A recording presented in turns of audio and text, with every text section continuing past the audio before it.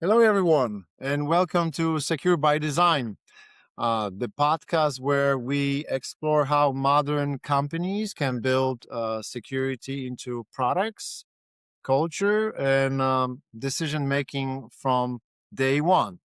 I'm Daniel Kulig, and today we're diving into a topic that is moving incredibly fast: AI, AI's impact in FinTech and why cybersecurity is increasingly a shared responsibility, especially at the CTO level. So, my guest today is Eileen Oriol, a technology leader with deep experience across fintech, digital transformation, and AI strategy. Eileen, welcome to the show. It's great to have you here today. It's a pleasure to be here, Daniel. Wonderful, wonderful. We have some time set today to talk about this very very important topic. So Eileen, I mean, as we all know, AI isn't new in financial services, so to speak. But something feels very different now. Mhm. First of all, the speed, the expectations, the pressure from business teams, the leaders. It's like the window for experimentation is closing, it looks like. So, I would probably start off and asking you from your like vantage point across fintech and AI, what changed most in the last 12 months that CTOs simply can't ignore anymore? What is it in your mind? Yeah. I agree, Daniel. Everything is moving really fast. Therefore, the shift is we're seeing biggest shifts in the market. From my perspective, the biggest shift is that AI moved from experimentation to production accountability. 12 months ago, most organizations were piloting co-pilots. Today, boards expect measurable productivity gains, risk reduction, and revenue impact. Three changes stand out. Agentic workflows are automating multi-step operations, not just generating text. Uh-huh. Regulators are paying attention to AI explainability, model governance, and data lineage. And cyber risk expanded because AI increases attack surface and Uh-huh. speeds and adversarial activity. So CTOs can no longer treat AI as innovation. It is now core infrastructure. For example, Okay. Morgan Stanley expanded the GPT-powered advisor assistant from 300 to 16,000 plus advisors after proving Hmm. productivity gains.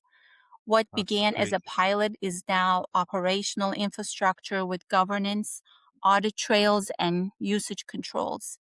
And point being is that AI moved from experiment to enterprise scale deployment with accountability.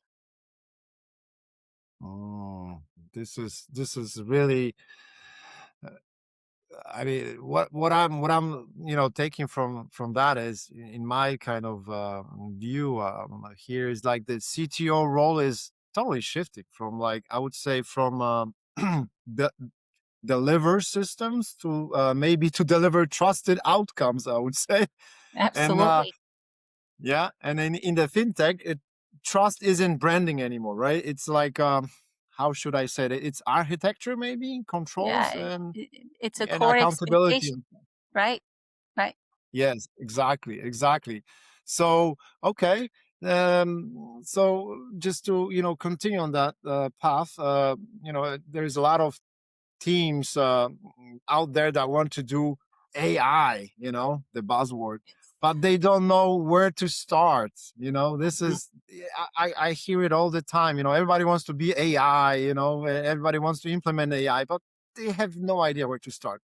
And in Mhm. fintech, doing AI in the wrong place can get very expensive and very quickly. Right. financially and of course reputationally. That's Mm-hmm. the bottom line. So my question to you, Eileen, is in your world, which fintech domains are getting the fastest ROI from AI? Again, are they like maybe payments, maybe fraud, maybe credit, servicing, treasury, compliance, Mm-hmm. maybe? Mm-hmm. If any of those, why? Right. Yes. We're all trying to, prioritization is the key, right? Where should we start? Uh-huh. Especially when it comes to cybersecurity and what are not only just security, but all businesses are trying to prioritize their backlog of work, and they're trying to align what brings the fastest ROI to the top of their Mhm. backlog. However, with AI, another thing that's most important is um, fraud and risk area. So Okay. fraud and risk deliver the fastest ROI because reduced loss rates translate directly to the bottom line. For example, Visa uses AI-driven fraud monitoring across its network, helping reduce fraud rates to historically low levels while transactions grow. Mm. Customer service is another big area, and AI Okay. reduces call volume, improves resolution time, and increases satisfaction. For example, Bank of America's Erica handled over 2 billion interactions, deflecting call center volume and improving consumer and customer satisfaction. Payment optimization is rapidly emerging. Intelligent routing and authorization optimization improve approval rates and reduce fees. For example, Stripe's smart payment routing improves authorization rates and reduce processing costs for merchants. Hmm. Compliance and credit underwriting benefits significantly as well, but require more governance maturity and explainability. Hmm. Yeah, I mean, so true. And I like that framing because it moves AI from, I think I shouldn't be using that word, but innovation theater Right. to something measurable, like a measurable value. Mm-hmm. Uh, to me, it also hints at something we will keep coming back to. Like, for example, ROI without, to me, like ROI without risk control isn't a Mm-hmm. true ROI. To me, it's like, I'm not sure what it is for you, but for me, it's like a debt. It's a debt. Uh, Yeah. you know, We think it's a yeah, debt, but as long as you're protecting your business and you're exactly. you're keeping your business afloat, and especially in the rise of you know increasing threats, if you're keeping your status quo and keeping everything secure and reducing fraud and risk, protection against fraud and risk, and keeping your customers happy, uh, that is at least steady ROI, and in time it will only grow. Correct. You hit the target.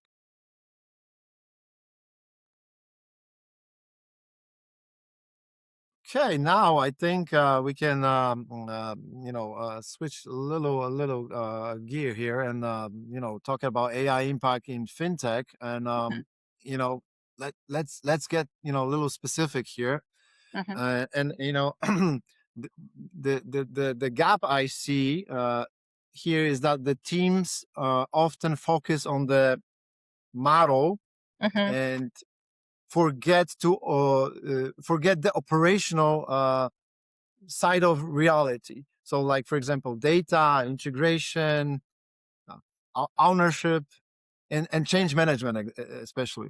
So, you know, uh, for from your end, what are your top three high impact AI use cases in fintech today, and what do people consistently underestimate about implementing that?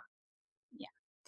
Uh, yeah, I mean, top three high impact AI use cases that people Hmm. underestimate. number one is fraud detection and prevention. Okay. Real-time data orchestration and false positive management is severely underestimated. For example, at the fraud prevention level, MasterCard Decision Intelligence uses AI risk scoring at authorization, but the underestimated part is the fine-tuning false positives and customer friction, where to handle customer friction, we still need humans in the loop. So we Li- can't necessarily, lay off all the humans and think that AI is going to handle everything 100%, right? We still have to have humans in the loop, and identifying those operational intricacies are definitely things that, some of the future looking leaders are underestimating. Um, the second one is intelligent servicing and dispute resolution, mhm, integration with legacy workflows and exception handling, at least at the near future, is being underestimated. We still have to go through that transitionary period where mhm, certain systems that are legacy will have to be integrated with the latest and greatest AI systems until that legacy systems are set to sunset.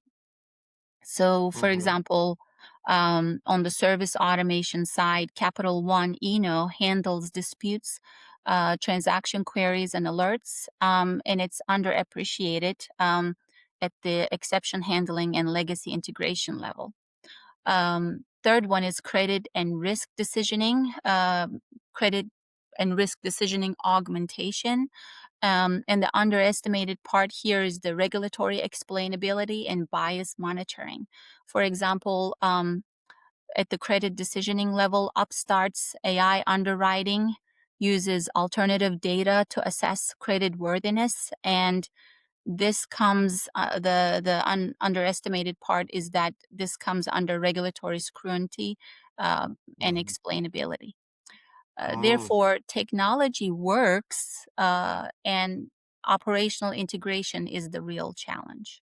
yeah, yeah, yeah, yeah. I mean, I think I'm gonna touch on what you said about human in the loop. I think as long as the human in the loop exists, I think there's still a light in the tunnel because you know I just can't imagine AI just running by itself and there's no human interaction. So We have to thread along. We have to thread along in parallel. We exactly, have to yeah. understand. We have to keep up. And I know it may become impossible for one person, but we have to collectively share information within an organization, within communities, and we have to understand.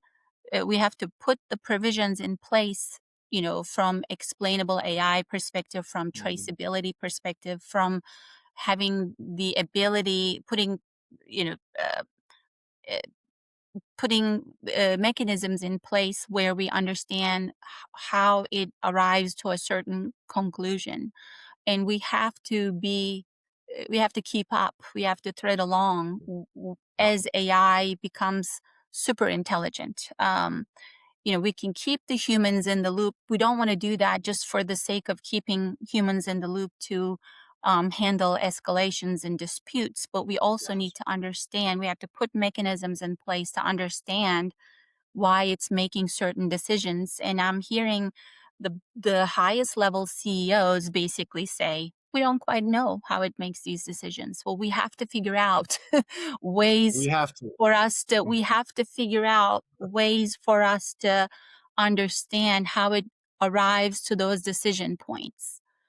Uh, Exactly. I we have to mean, keep up. Otherwise, we're gonna find ourselves in a point of no return with super intelligence, and we don't know what's gonna happen then. yeah, I mean, super intelligence is, I mean, this is speeding up, Exactly. and so yes, keeping up. It's as difficult as as the technology, just skyrockets. So yeah, I mean, that resonates well with me. I mean, what you said. I mean, in the real world, the hardest part isn't AI. It's the whole surrounding, the Uh-huh. whole ecosystem, like especially the data, data quality. Yes. I think the workflow, its adaptation, and most importantly, I think is who owns what. You Who know, else one? Mm-hmm. when things go not the way you were expecting them to go. Right. So I think that's the whole commotion here. Okay, so now let's talk about the fraud. Fraud is one of the most obvious areas where AI can definitely help. I mean, there's no doubt. I mean, I've been talking to many companies who actually using AI for that.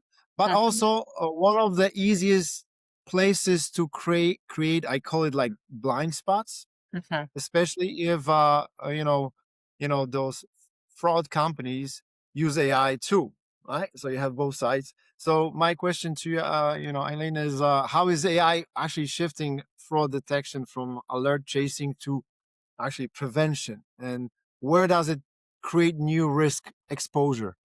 Mm-hmm. Legacy systems react after anomalies appear. Um, and what AI is good at is AI can detect, the AI does pattern detection really well. Mhm. So AI enables behavioral biometrics and identity confidence scoring, transaction intent modeling, real time risk scoring at authorization, network level intelligence sharing. However, new risks emerge: synthetic identity amplification, adversarial modern model probing, deepfake enabled social engineering are some of the threats. For example, Mhm. on the prevention level, JP Morgan uses behavioral biometrics and AI anomaly detection to identify account takeover attempts before transactions occur. And the Okay. new risk is synthetic identities surged during pandemic era, digital onboarding, forcing lenders to deploy AI identity verification and document authenticity detection. So prevention improves, but adversaries scale faster too. Okay, that's a key point. Yeah. I think AI can reduce a lot of noise, and definitely improve the detection. But on the other hand, it can also um, increase confidence. I should say at the wrong time. So over trusting automation is a risk pattern, I would say, and I see that again and again over so all over. So this is kind of the path. All right, so you know I think mm, also in that space we have payments, and payments is also a very fascinating space because AI touches actually both sides. Like I would say, the business engine and the threat landscape. So you got like small improvements can mean really like the major savings, Mhm. but at the other hand, you have like small weaknesses can also mean major losses. Right. As a matter of fact. So, where do you see, Eileen, uh, AI most reshaping payments? The authorization, the routing, disputes, and chargebacks, and Mhm. maybe even reconciliations, MAL, and why? How do you? Yes. So authorization optimization will see immediate gains through smarter routing and issuer behavior modeling. For example, Edian optimizes routing to increase approval rates based on issuing behavior patterns. Disputes and chargebacks will be transformed by automated evidence Mhm. packaging and merchant intelligence. For example, Okay. Square automates evidence collection and submission to reduce merchant losses. Reconciliation and exception handling will become largely automated. Mhm. AML monitoring will improve with network pattern recognition, but regulatory explainability remains critical. For example, Blackline uses AI driven reconciliation automation for financial operations, is what I would say. Okay, okay. I mean, I would conclude that this connects very nicely to secure by design because payment systems are uh, real time, Yeah, and they're like high volume and high risk at the same high stakes, I would say, at the same time. right. So in this particular environment, security can be an afterthought. So Hmm. uh, what I mean, it has to be part of the product DNA, so to speak. Yes, yes, you know, absolutely. at the end of the day, at the end of the day. We have to start getting more and more integrated with not have the security be part of your framework, if you will, not Mhm. not an afterthought. Exactly, not afterthought. Now let's shift into security. We often say, security is everyone's responsibility, Hmm. but that can become a, I'm not afraid to say, a slogan. I Hmm. want to make it operational, not a slogan. Hmm. So, Eileen, I mean, when you say cybersecurity is becoming a shared responsibility, what's the practical implication for a CTO day to day in the Hmm. operating model, not a slogan? Yeah, yeah. It means security is embedded into delivery, not inspected at the end. Like we were saying, it shouldn't be Mhm. an afterthought. Mhm. Practically, engineers own secure coding and dependency hygiene. Okay. Product teams own data minimization and privacy decisions. Platform teams enforce guardrails and identity controls.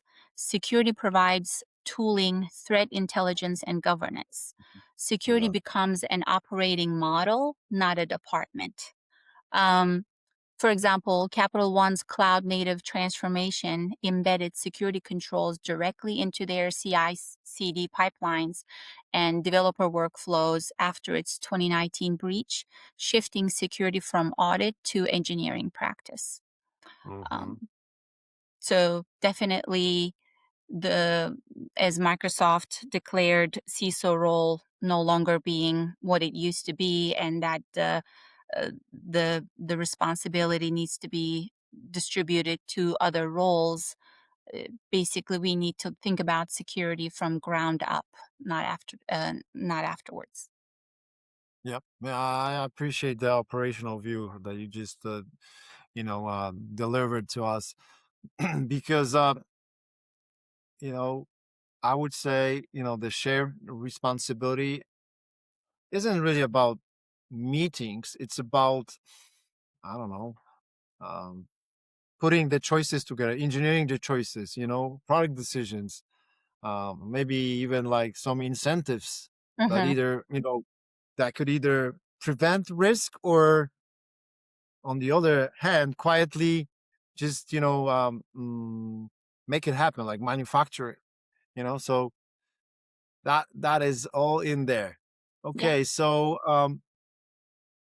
in many companies, there is friction or maybe confusion around who owns what. Okay, and AI makes that worse because it touches what we talked about before, that touches the data.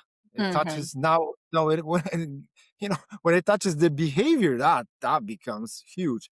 And Hmm. decision, right? So where should the boundary be between the CTO and the CISO in an AI enabled fintech, Right. especially around the model risk, data risk, and third-party AI vendor risk. Mm-hmm. What's your take on that? Yeah, I mean, like we used to have an infosec department, and Yep. they would just handle audits and network security, firewalls, maintaining firewalls, and etc. But now Mhm. with AI, that mindset is shifting, and it's been shifting not just most recently, for a while now.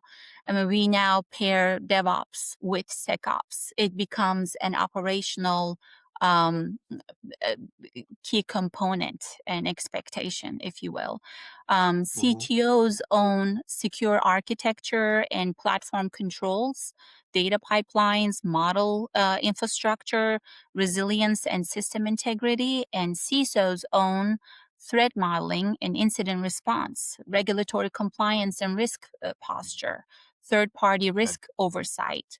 And then there's a shared ownership between model risk and explainability, data protection and lineage, vendor AI risk and monitoring. Basically, alignment matters more than the boundaries.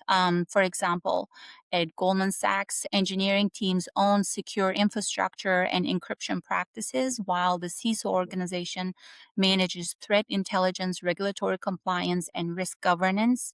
So, shared committees oversee model risk and data governance. So, it's a shared Okay. responsibility.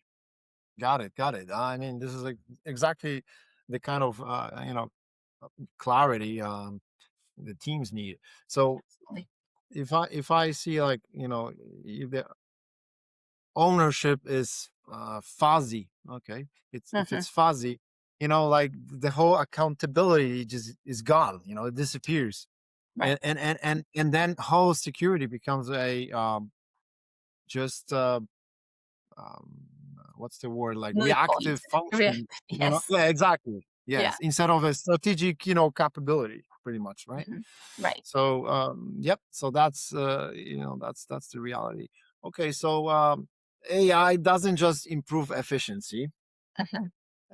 It I mean, at least to my understanding, it changes the threat model.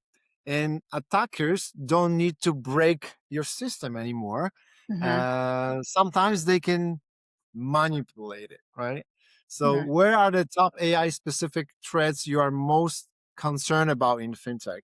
Things Yeah. like, prompt injection, data leakage, model manipulation, identity and fraud augmentation. Mhm. Mhm.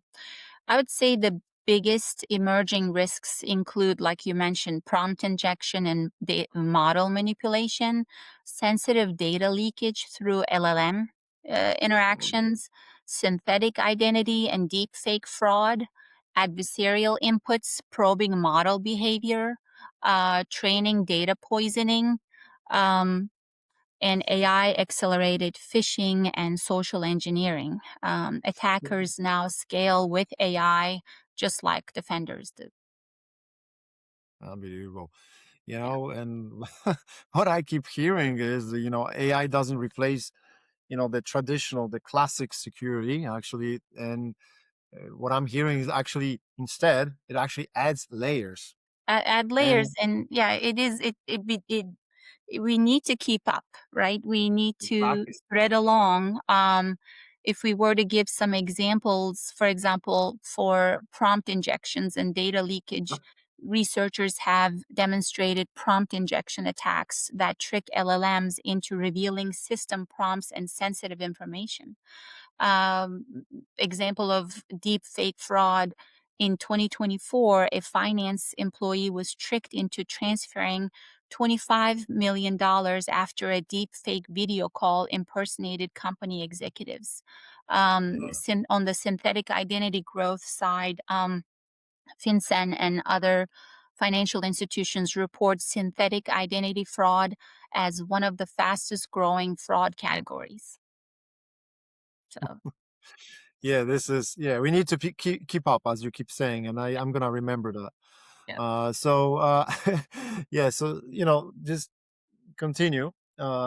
Security teams often get blamed for slowing things down, but what kills speed long term is actually actual incidents. Mhm. like maybe rework or maybe what's I think to my understanding, like the reputation damage, reputational Right, damage is right. it's critical. So the question is, what are the minimum gates that preserve speed and reduce those risks? So if you could mandate these security gates in the SDLC specifically for AI features, what would they be? Yeah. I would put 3 gates in place. One is the data Okay. gate, validating data Mhm. lineage, uh, PII exposure and minimization, and Mhm. model gate, meaning evaluate bias, explainability, adversarial robustness, and drift monitoring. Runtime gate would be implement guardrails, output filtering, logging, and human override workflows. Basically, without runtime controls, governance is theoretical. Uh-huh. If we were to give some examples around this, is Microsoft's responsible AI standard requires fairness testing, robustness evaluation, and monitoring before AI systems move to production. Large banks now implement model risk validation gates before deployment.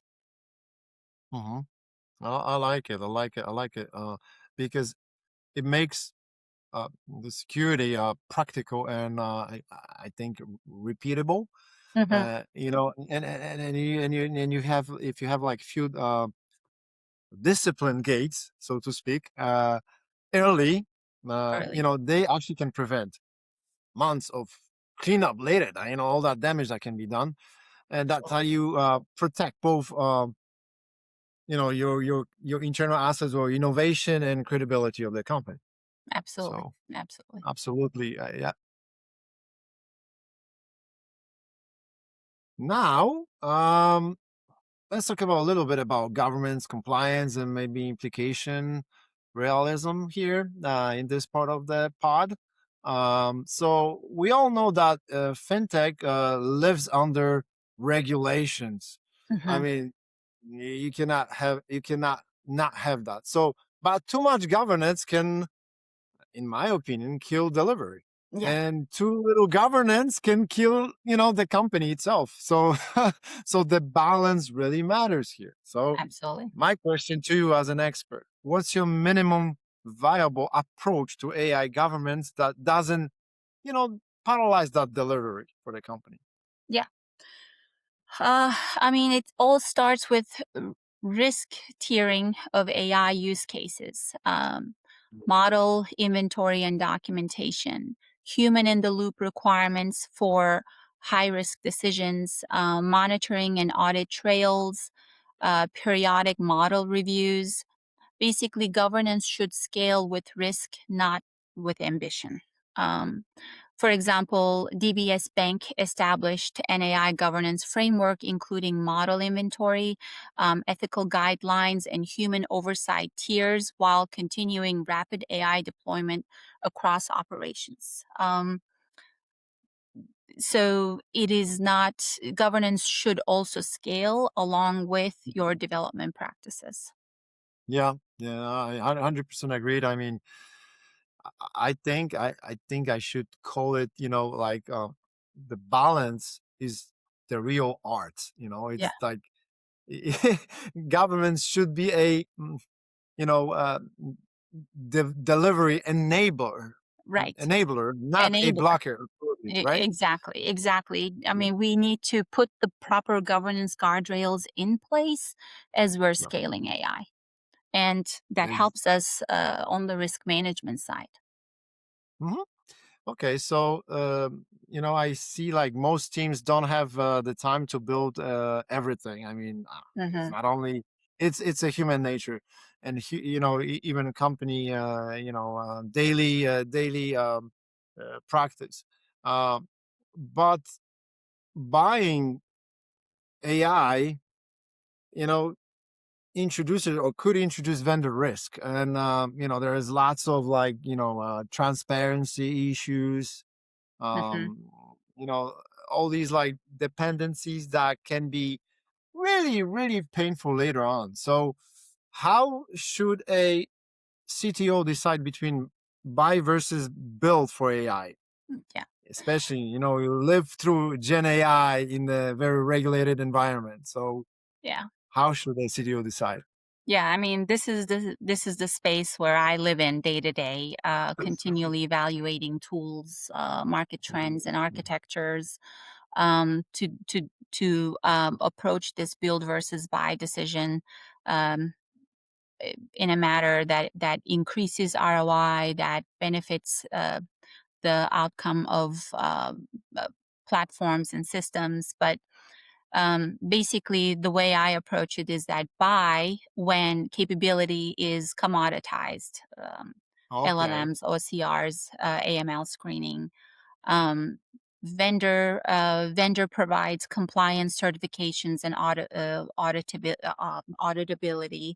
Um, time to and when time to market is critical. So buy in these scenarios and um, Mhm. build build when proprietary data drives competitive advantage, decisions logic is the core intellectual property, regulatory explainability requires full control, build in these scenarios. So if you're if you have an intellectual property, you want to build that, and you want to Right. build the decision logic within that.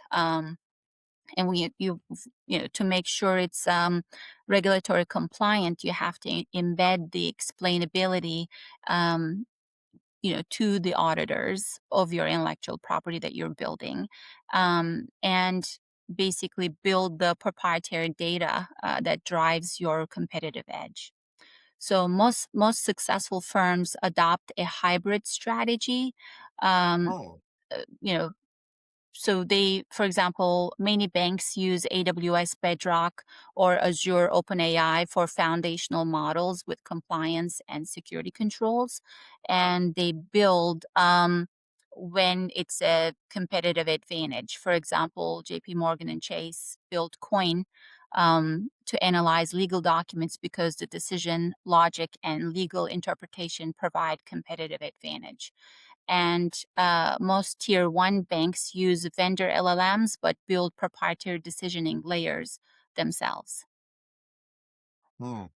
So it seems like the hybrid solution could be something to pick and Yeah. implement. And it's It a seems common like. practice to go to high tech, when you want to buy, right? You still don't want to go to a third party vendor that you don't trust. You go to a known and well monitored entity to buy from. So, and you build your competitive advantage. Got it. Okay, I think now I think we're gonna try to close out our pod today with something that I really like to talk about. We've talked about a lot about today, which is Mhm. fine. Now I want you. Now I want your forward-looking view. What will become table stakes. Very much. Very in a very near future. So let's say in 2 to 3 years, what, Mhm. in your opinion, will good look like for AI in fintech? What capabilities will be table stakes? Yeah. So yeah. Yeah, I mean, table stakes will include real-time decision intelligence platforms, AI assistant, fraud prevention and identity verifications, autonomous servicing and dispute resolution, continuous compliance monitoring, explainable AI governance frameworks, AI augmented developer productivity, and organizations will compete on decision speed and trust. Um, and and some examples on the real trajectory would include biometric and behavioral identity verification becoming standard. real-time payments risk scoring as instant payments expand, continuous compliant monitoring driven by AI, autonomous dispute resolution workflows. So the shift is already underway in banks supporting real-time payments and FedNow. So yeah, definitely. And also personalization, which is why Yeah. the Yeah. biometric and behavioral identity verification is becoming a standard. Yeah, I mean that is a strong closing perspective, Eileen, because it reminds everyone listening on today's pod that AI maturity isn't about having a chatbot. Yes. Um, it's about We're way trust. behind. The chatbots are way behind us. Exactly, way behind. Yes. Yes, yes. So we are more all about like trusted automation. Having like resilient systems and governments that actually scales. Right. Right. So yeah, and to uh to kind of wrap up today's episode, I'd love to give founders out there and CTOs something they can apply immediately. So therefore, Hmm. last question for you. What's one non-obvious mistake you keep seeing teams make all the time? Hmm. And one simple practice that consistently separates, the winners out there. Right. Well, the common mistakes that we see in the market today is deploying AI without redesigning workflows, which results in expensive automation layered on broken processes. Um, for example, a large issuer deployed an AI chatbot without redesigning claims workflows. Agents still manually processed exceptions, but only resulting in minimal efficiency gains. And winning practice is starting with decision points and measurable outcomes, then designing data and workflows and AI around that.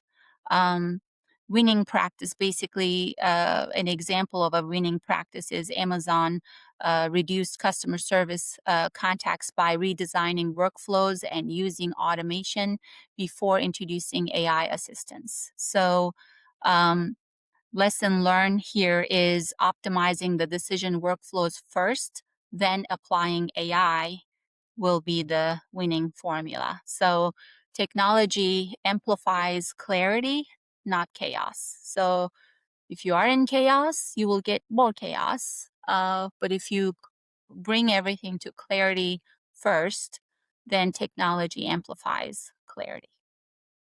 Nice. I mean, I take your formula as gold. The teams, It should be to me, the common team, sense. Like this should be common sense. the more This should the be more common common sense. sense it is, if people, the more common sense it is, people keep not noticing it for some reason. So that Yeah, that seems and to be a that's trend, why we're here, unfortunately. right? As leaders, yeah, as leaders, Exactly, that's why we're here exactly, to, exactly. So, yeah. it seems like the teams that win aren't the ones with the, so to speak, fancies models. They're the ones with, true clarity, discipline, and systems for learning, pretty fast, Mhm. um, without any, exposure to any, risk. So that's the thing. That's the thing. All right. So I think this kind of wraps up today's episode. And Eileen, thank you so much. I mean, this was a really, really insightful conversation. I truly appreciate how practical and real you made it. Especially around the CTO's role in shared, cybersecurity responsibility. So, and to everyone listening, if you enjoyed this episode with Eileen today, please subscribe to the Secure by Design podcast if you haven't done it yet, and please share it with your friends and family and your peers at work. And let's stay tuned because the next episode of Secure by Design is coming up very soon. So again, Eileen, it was true pleasure. Thank you so much for joining. Thank you, Daniel. It was a pleasure collaborating on this podcast with you, and I'm looking forward to our future conversations. Thank you, everybody, for listening, and please reach out to Think Techmode and visit our website at thinktechmode.com if you need any more advice or collaboration in your current projects today. Definitely. Thank you, Eileen. I will talk to you. We'll see you soon. Thank you very much. Have a great day. Okay. You Appreciate too. it. Bye bye. Bye. Cheers. Cheers.